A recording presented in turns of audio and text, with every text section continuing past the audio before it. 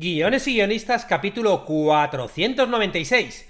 Hoy voy a hablar de una película, El discurso del rey, una película que pasó por la Blacklist, de la que hablé en el podcast anterior, y que terminó en los Oscars ganando pues unos cuantos, entre ellos el de mejor película y el de mejor guión.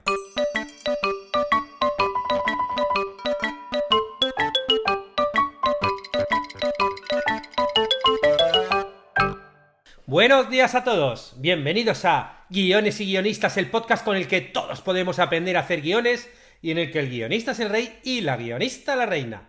Yo soy David Esteban Cubero, vuestro anfitrión, y cada semana salimos al aire con dos programas en los que vemos un nuevo elemento, técnica o herramienta para que sepáis más del apasionante mundo de los guionistas y el sorprendente arte de los guiones. Bueno, yo no sé si os pasa a vosotros, pero cuando veo una película que me gusta en el cine, suelo preguntarme cómo se le ocurrió la historia al guionista, ¿no? Y también por qué decidió contar esta historia y no otra, ¿no? Yo que sí que me gusta bucear un poquito en el origen de las historias, me gusta saber cuál es la vinculación de los guionistas con la historia, ya que, bueno, muchas veces es algo tan sencillo como que, bueno, pues el productor les ha contratado con una idea para que la escriban, pero muchas otras, sobre todo cuando los guiones son spec, es decir, como que se los han trabajado los guionistas, se le han ocurrido a ellos y luego han intentado venderlos, pues sí que hay una vinculación detrás. Bueno, pues hoy vamos a ver la historia que le llevó al guionista David Seidler a escribir El discurso del rey, una película que pasó por la Blacklist y bueno, terminó consiguiéndose producirse y ganar el Oscar a mejor guión, pero que empezó muchísimos años antes. Te lo dejo ahí, que empezó con la infancia de David.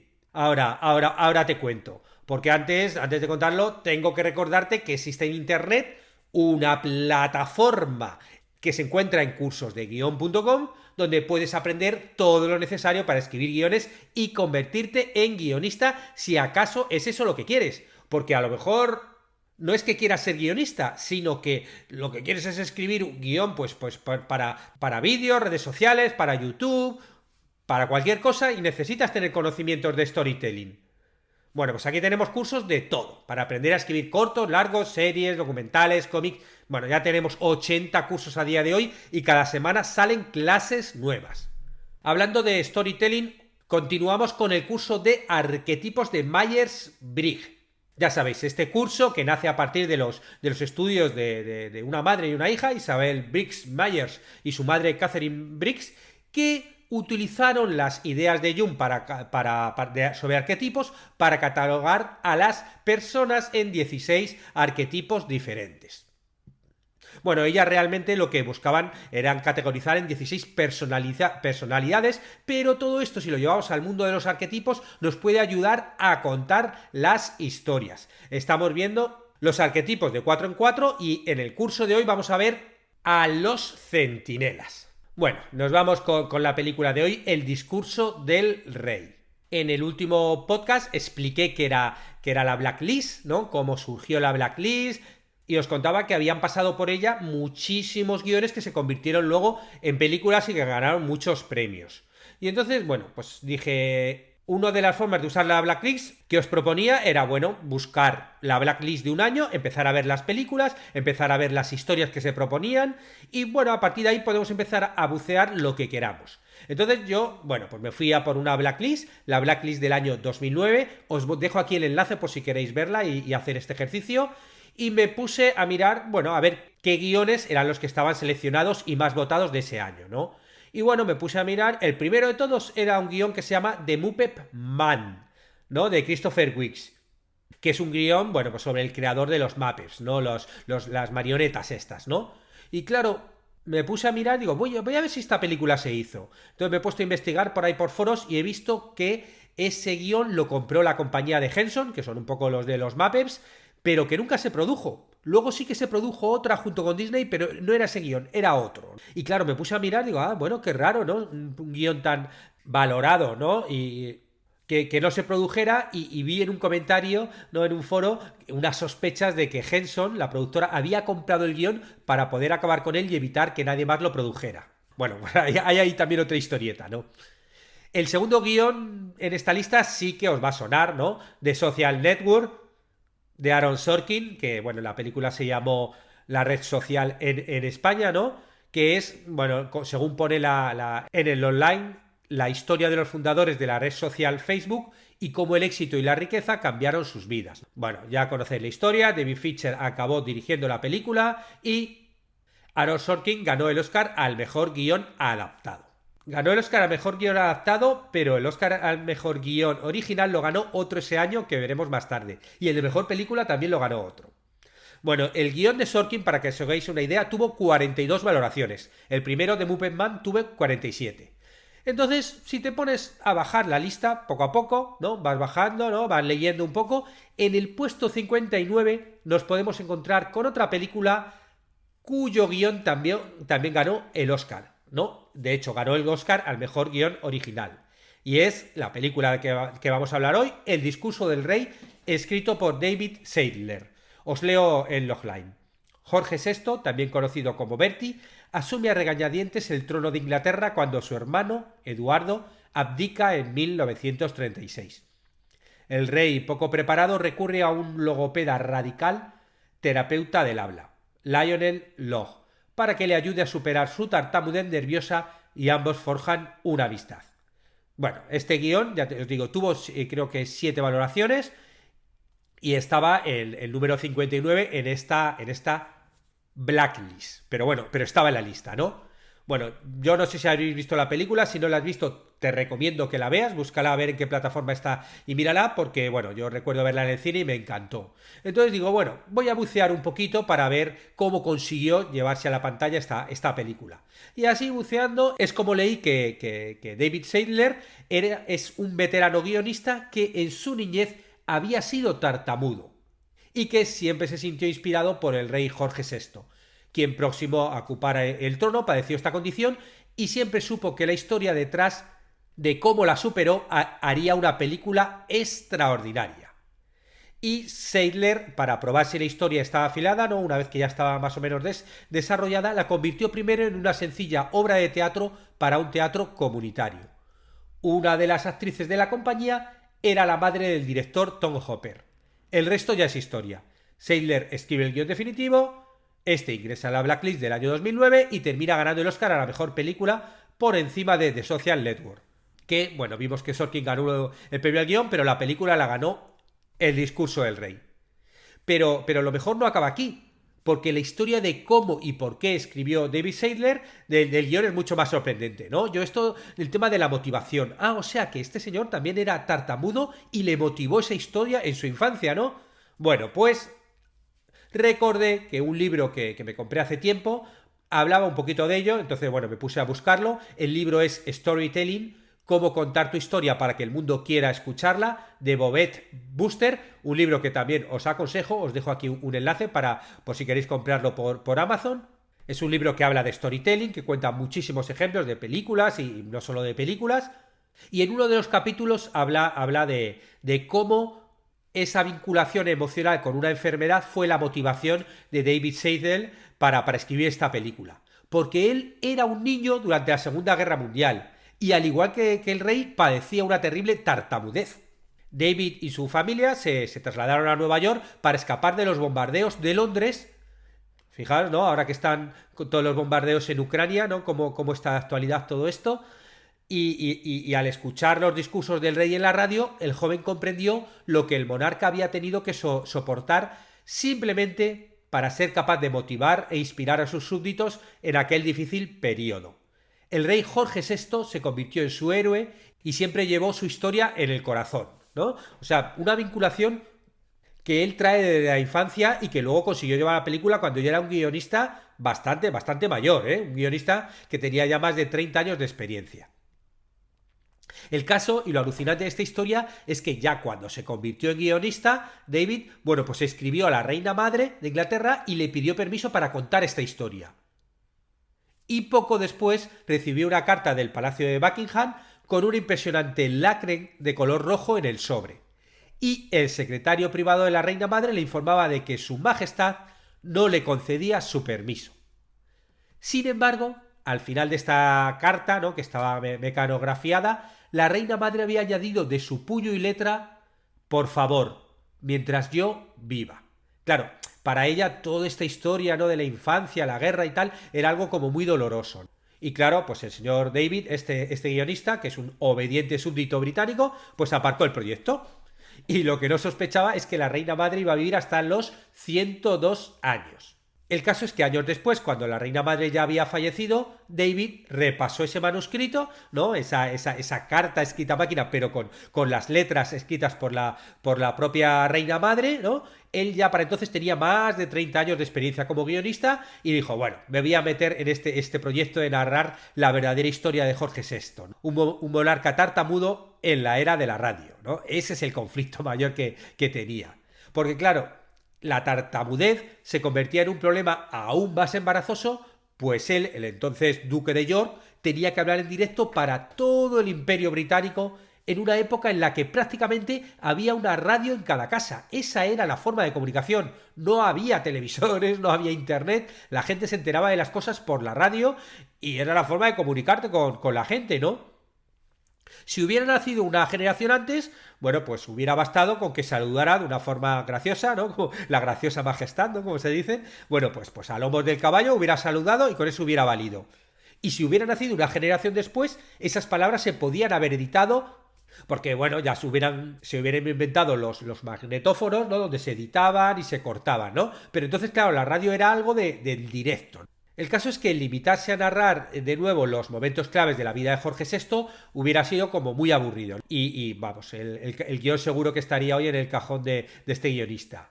Y de hecho, a pesar de este nuevo y audaz ángulo que le había encontrado a la historia, como veremos a continuación, cuando propuso por primera vez el discurso del rey, nadie le dio bola. Nadie reparó en su potencial. Ninguna productora de Hollywood estaba dispuesta a financiar una película que desde su punto de vista era insignificante, pues solo sería de interés para una reducida audiencia de británicos de cierta edad que habían vivido aquella época. Y por eso acabó en la blacklist. Os recuerdo que la blacklist está hecha con todos los proyectos que han rechazado todas estas grandes productoras o grandes estudios, ¿no? Bueno, pues todos los que todos rechazan pasan a la blacklist y luego los más votados son los que quedan en la blacklist, ¿no? Los otros pasan a una lista muchísimo más grande. El caso es que David, claro, a la hora de crear interés en ese guión, tuvo que encontrar la historia tras la historia. Es decir, cuál era la gran idea, cuál era el gran tema. Es decir, ¿qué nos importa como público la vida de un miembro de una familia real que ha vivido siempre rodeado de privilegios, ¿no? y rodeado de riqueza desde que nace? En pocas palabras, para valorar la vida de aquel hombre extraordinario, tenemos que verlo como un hombre ordinario con miedos personales, que a su vez son universales, ¿no? Todo esto son las reflexiones que hace Bobette Buster en este libro, en Storytelling, cómo contar tu historia para que el mundo quiera escucharla. Es decir, que sabemos desde el principio lo que desea Bertie, como se conocía a Jorge VI en el círculo íntimo. Él desea ser capaz de hablar en público con fluidez y elocuencia, pero para ello primero tiene que enfrentarse a su peor miedo, que es el miedo de convertirse en rey. Es decir, el tipo, pues claro, tenía miedo, ¿no? Además de ser tartamudo, él llega a ser rey porque abdica a su hermano, ¿no? Y él, claro, pues tenía sus dudas. Tenía lo que hay que tener, cómo conseguir superar esa manifestación física de su temor, que sería la tartamudez. David Seidler nos cuenta que lo logró gracias a su inesperada amistad con Lionel Logg, que es un plebeyo australiano y quizás la única persona en todo el imperio que cree que Bertie puede llegar a ser un rey condenadamente bueno y le da la confianza que necesita para superar el tartamudeo.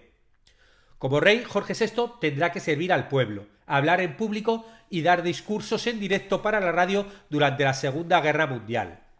Esta brillante narrativa del guionista no nos brinda una historia, sino dos.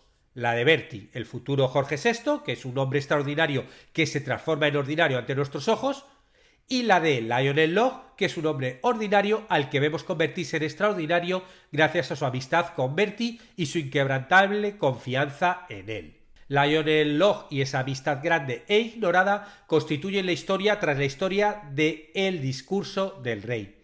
Y es que la historia real en este caso es que Bertie nunca había conocido a un plebeyo, nunca había tenido amigos más allá de su amada esposa.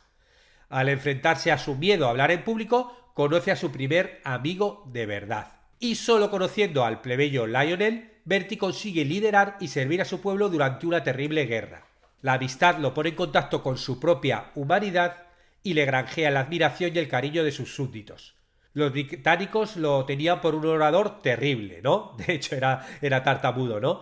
Pero al contemplar su resiliencia a la hora de enfrentarse a esta debilidad, a la tartamudez, pudieron identificarse con el valor de su soberano, que puso de manifiesto en el discurso al imperio del 3 de septiembre de 1939, cuando el Reino Unido declaró la guerra a Alemania, ¿no? Ese clímax maravilloso de la película.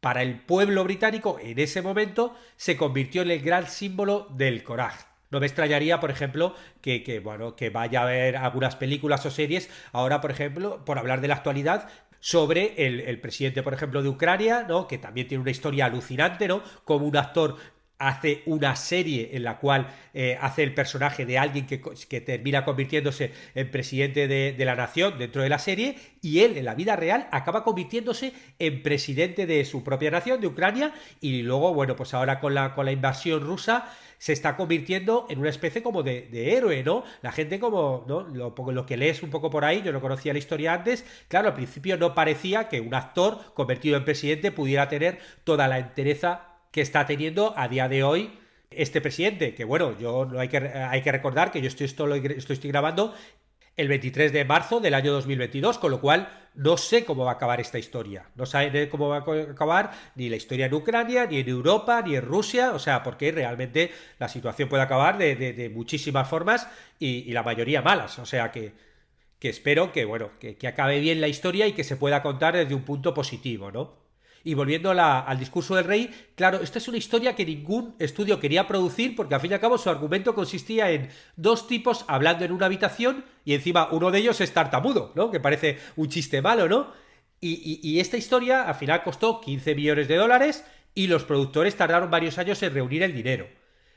Pero, alucinad, a los 3 meses del estreno había recaudado 415 millones de dólares y había ganado el Oscar a la mejor película, al mejor director, al mejor guión original y al mejor actor, además de 7 BAFTAs, ¿no? Que son los premios de Inglaterra. O sea, esto es alucinante, ¿no? Y claro, aquí volvemos un poco al inicio del podcast. ¿De dónde surgió la idea? Claro, de no ser por esa conexión personal de Saylor, del guionista, con el rey, por haber padecido la misma enfermedad, esta película no se habría rodado. Con lo cual, ¿qué aprendizaje podemos tener de todo esto? Que tenemos que buscar como guionistas, sobre todo cuando la historia nace de nosotros, una vinculación con la historia. Esa vinculación íntima que nos va a hacer pues seguir con ella e insistir cuando realmente encuentres muchos nos a tu alrededor, cuando empieces a mover la historia y encuentres muchos nos, como encontró David Saylor cuando lo presentó a todos los estudios y todos le dijeron que no y pasó a la blacklist, y al final, bueno, él encontró ese link a lo mejor en esa obra de teatro, bueno, esa historia obviamente no la sé exactamente, pero sí que intuyo que sí, la madre del director que terminó protagonizándola era una de las actrices de la obra de teatro. Me imagino que ese director vio esa obra de teatro para ir a ver a su madre, vio la historia y apostó por ella y ayudó junto con los productores a que saliera adelante. O sea, el link final de cómo vamos a encontrar ese enlace que saque la producción adelante, nunca sabe dónde va a estar. Yo ya he contado aquí cómo Interstellar, la primera peli que se hizo de un guión mío de largometraje, fue por un encuentro en un pasillo en una productora con alguien que estaba buscando una historia para dirigir su primera película, y yo tenía pues ahí varios guiones, le di uno y de repente ese guión conectó con sus motivaciones, su búsqueda personal, y él sintió que era la historia que quería contar y bueno, buscó luego la financiación y lo sacó adelante. Pero claro, nosotros estamos en un pasito por delante, sobre todo si queremos ser solo guionistas y no guionistas y directores. Entonces tú vas a tener que encontrar cuál es la motivación que te vincula en el interior con esa historia. Y esto pasa también cuando el encargo es desde fuera. Cuando el encargo es desde fuera también vas a tener que hacer esa búsqueda para escribirlo pues motivado, levantarte con alegría.